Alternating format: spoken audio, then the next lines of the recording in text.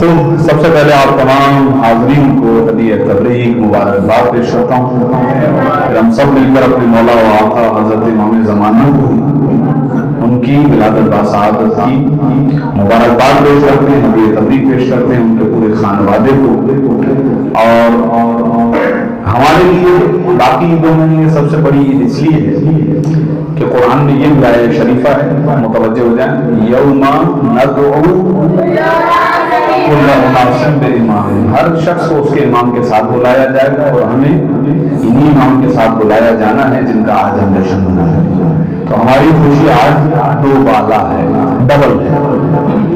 तो इस एतबार से हज़रत उज्जत की विलादत की मुबारकबाद हम तमाम आइमा मासूमीन को, खत्मी मर्तबत को, बिलखुसूस शहज़ादी कौनैन जनाब फातिमा ज़हरा सल्लल्लाहु अलैहि वसल्लम। वक्त मेरे पास मुख्तसर है, मैं चाहता हूँ कि चंद एक काम की बातें आपकी खिदमत में पेश करूँ, आपकी तवज्जो का तालिब हूँ। आज की जो रात है, सबसे पहले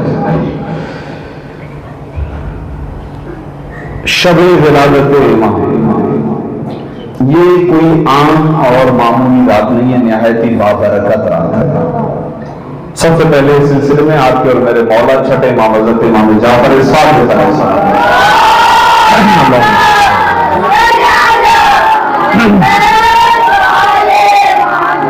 पहली रिवायत छठे इमाम से मैं नकल कर रहा हूँ और छठे इमाम इस रिवायत को अपने बाबा हज़रत इमाम मोहम्मद बाक़िर अलैहिस्सलाम अल्लाहुम्मा सल्लि अला मुहम्मद इमाम से नकल करते हैं कि इमाम से पूछा गया, यानी पांचवें इमाम से पूछा गया आज की रात के बारे में, जो आज की रात आने वाली है 15 शाबान की रात, इसके बारे में पूछा गया कि ये कैसी रात है। तो इमाम अलैहिस्सलाम ने, यानी हमारे पांचवें इमाम ने इस रात के फज़ाइल बयान किए हैं। मुख्तसर चंद बातें हैं आपकी तवज्जो रहे। पहली चीज तो ये कि शब-ए क़द्र के अलावा, आप जानते हैं शब-ए क़द्र 3 रातों में है, शब-ए 19, शब-ए 21 और शब-ए 23 माह रमज़ान। इन 3 रातों के अलावा बाकी हर रात से ये रात अफजल करार दी गई है, ये पांचवें इमाम फरमा रहे हैं।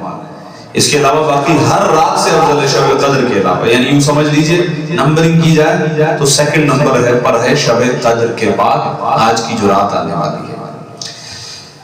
इस रात के अंदर इमाम फरमाते हैं कि खुदा का कुर्ब, खुदा की मोहब्बत हासिल करने का बेहतरीन मौका है कि इंसान अच्छे से अच्छा अमल करे ताकि खुदा का तकर्रुब हासिल हो, खुदा का कुर्ब हासिल हो, खुदा की मोहब्बत हासिल हो। आज की रात परवरदिगार आलम अपने बंदों पर खुसूसी अपना फजल और करम नाज़िल फरमाता है। गुनाहों के बख्शे जाने की रात है, यानी हमें कोशिश करनी है कि हमें दुआ, इस्तिग़फ़ार, नमाज के जरिए से अपने गुनाहों को मुआफ करवाना है आज की रात में। फिर आज की रात की मुनासिबत तो आपके ज़हनों में है, लेकिन उसके साथ साथ ये चीजें थोड़ा सा अहम है कि खुद हमारे चौथे इमाम हजरत इमाम ज़ैनुल आबिदीन अलैहिस्सलाम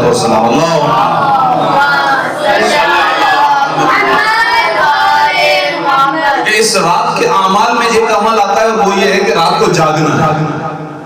अलबत्ता वैसे जागना नहीं है ना जैसे हम वैसे जागते हैं, नहीं, ये जो जागना है असल में इबादत के लिए जागना है, खुदा के लिए जागना है। इस सिलसिले में हमारे चौथे इमाम की रिवायत पेश करने लगा। इमाम फरमाते हैं कि जो शख्स आज की रात को जाग कर गुजारे, यानी जागना कैसा हो मैंने बता दिया, अगर जाग कर गुजारे तो परवरदिगार आलम उस दिन उस शख्स के दिल को जिंदा रखेगा जिस दिन सबके दिल मुर्दा होंगे। आज की रात जागने वालों का दिल जिंदा होगा, ये जज़ा है आज की रात जागने की और इबादत करने की। अमल बहुत ज्यादा है और जैसे कि मैं हमेशा आपको हवाला देता हूँ मफातिह जिन्ना, इस किताब से आपको तमाम अमाल देखने, तकरीबन 15 के करीब अमाल जिसमें नमाजें भी हैं, दुआएं भी हैं, बहुत सारी चीजें बताई गई है, तकरीबन 15 के करीब। یہ اعمال ان میں سے بعض اہم اعمال ہیں، اور میں نے پچھلی بار آپ کی خدمت میں عرض کیا تھا کہ کوشش یہ کیا کریں کہ جہاں پر اجتماعی طور پر اعمال ہوں وہاں پر شرکت کیا کریں، تاکہ زیادہ سے زیادہ مومنین جب مل کر دعا کرتے ہیں تو وہ دعا قبولیت کے زیادہ قریب ہو جاتی ہے۔ تو آج کی رات شب بیداری کی رات ہے، لیکن اس کے اندر کرنا کیا ہے؟ جاگنے کے اندر نمازیں جو آج کی رات کی دعائیں اور استغفار۔ آج کی رات کا عظیم عمل جس کے 3 ثواب بتائے گئے ہیں وہ ہے زیارت امام حسین علیہ السلام۔ اللہم صلی علی محمد۔ پہلا اس کا فائدہ یہ بتایا گیا کہ خدا ذکر امام حسین کے صدقے میں، زیارت امام حسین کے صدقے میں گناہوں کو معاف کر دیتا ہے، یہ ایک اہم چیز ہے۔ اس کے بعد دوسری جو فضیلت بتائی گئی ہے وہ یہ کہ اگر کوئی شخص یہ چاہتا ہے کہ وہ حضرت آدم سے لے کر ہمارے نبی تک 1,24,000 انبیاء سے مصافحہ کرنا چاہتا ہے، تو اگر آج کی رات میں کوئی شخص سرکار امام حسین کی زیارت پڑھے گا تو پروردگار عالم اس شخص کو ویسا ہی قرار دے گا، یعنی اسے وہی ثواب ملے گا کہ جو اس شخص کو ملتا ہے کہ جو حضرت آدم سے لے کے حضرت خاتم تک ہر نبی کے ساتھ مصافحہ کرنے والا ہو۔ گویا زیارت امام حسین پڑھ کے آپ نے ہر نبی کے ساتھ ہاتھ ملایا ہے۔ اور تیسرا جو ثواب ہے وہ یہ کہ جب آپ زیارت پڑھ لیں گے، ویسے یہ ذہن میں رکھیے گا امام حسین کی ہر مناسبت سے الگ زیارت ہے، 15 شعبان کی الگ زیارت ہے، وہ بھی آپ کو مفاتی میں ملے گی۔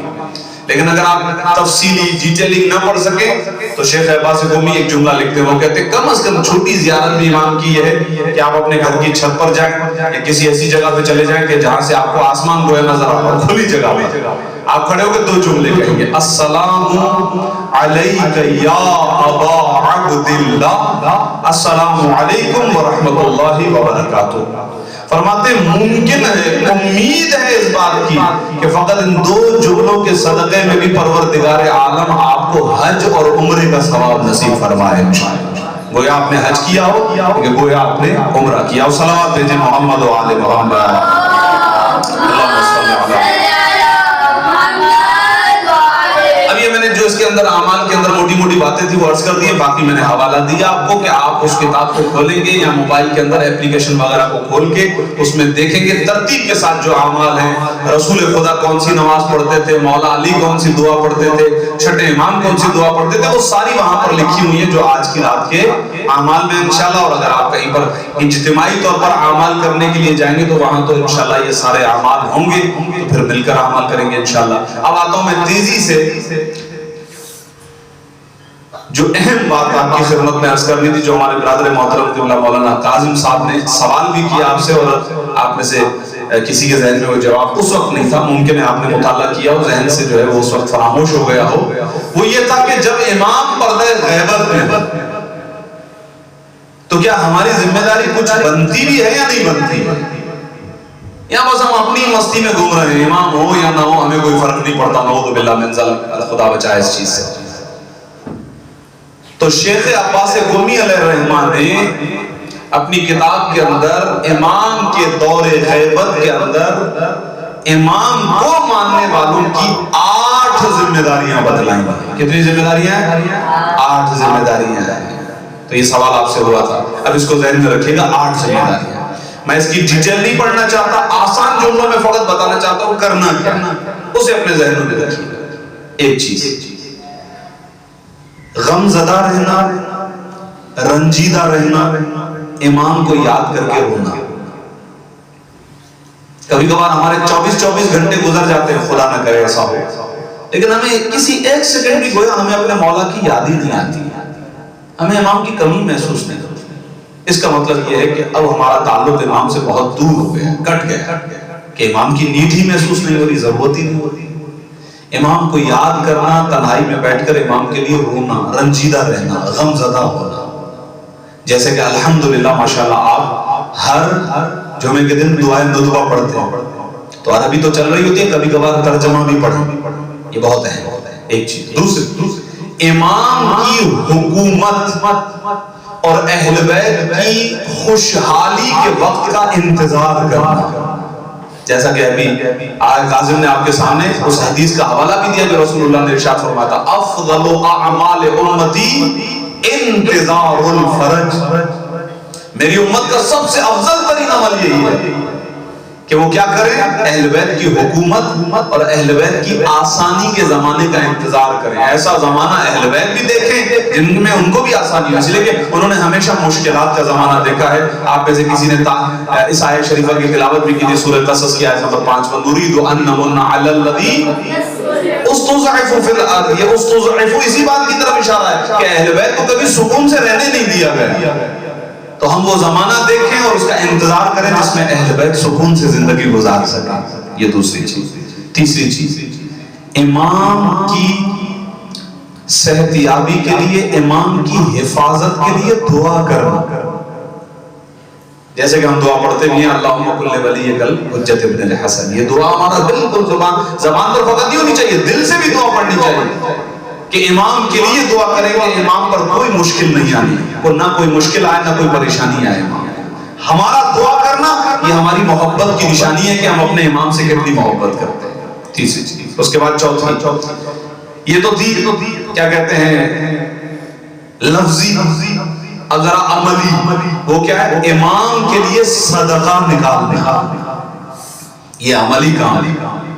امام کی صحت و سلامتی کے لیے خاص طور پر جمعے کے دن، کیونکہ جمعے کا دن امام کے ساتھ خاص ہے، اس دن صدقہ نکالنا ہے امام کے لیے، امام کی حفاظت کے لیے، جو خدا نے دیا جتنا دیا جتنی توفیق ملے اس کے مطابق۔ اس کے بعد پانچویں چیز ہے امام زمانہ کی نیابت میں خود حج کرنا یا امام کے لیے حج کروانا، یہ بہت افضل عمل قرار دیا گیا ہے کہ امام علیہ السلام کے لیے خود حج کیا جائے یا پھر کسی اور سے حج کروایا جائے، یہ چیز۔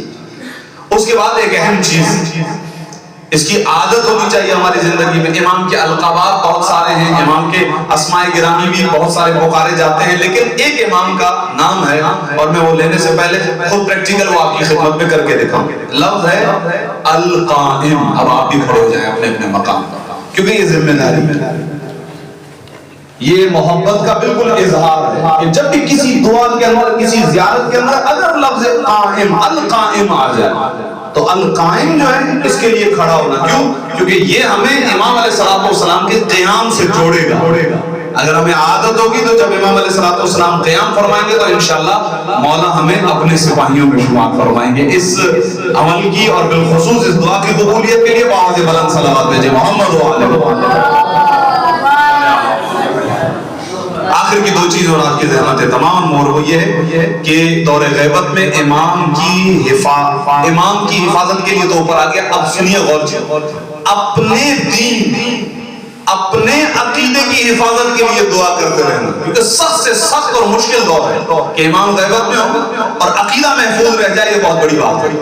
ابھی ماشاءاللہ ہمارے ایک شہزادے نے تقریر بھی کی ماشاءاللہ عباس نے، تو آخر میں جو جملہ انہوں نے دعا کے طور پر مانگا تھا یہی وہ دعا، یا اللہ یا رحمان یا رحیم یا مقلب القلوب ثبت قلبی علی دینک۔ یہ چھٹے امام نے بتائی یہ دعا کہ اس دعا کو آپ پڑھتے رہا کریں تاکہ پروردگار عالم اس دور غیبت میں جو کہ سخت دور ہے کہ ہمیں پتہ نہیں چلے گا آیا ہمارا عقیدہ بچا، محفوظ بچا نہیں بچا، پتہ نہیں چلے گا، تو اس صورت میں خدا ہمارے عقیدے کی حفاظت فرمائے، اس کی دعائیں مانگتے رہنا چاہیے۔ اور آخری چیز اور آپ کی زحمتیں تمام وہ یہ ہے کہ جب بھی کوئی مشکل آئے نا ہم پر، تو تھوڑا سا ہمیں چیک کرنا ہے کہ آیا ہم اپنے مولا کی طرف متوجہ ہوتے ہیں یا نہیں ہوتے۔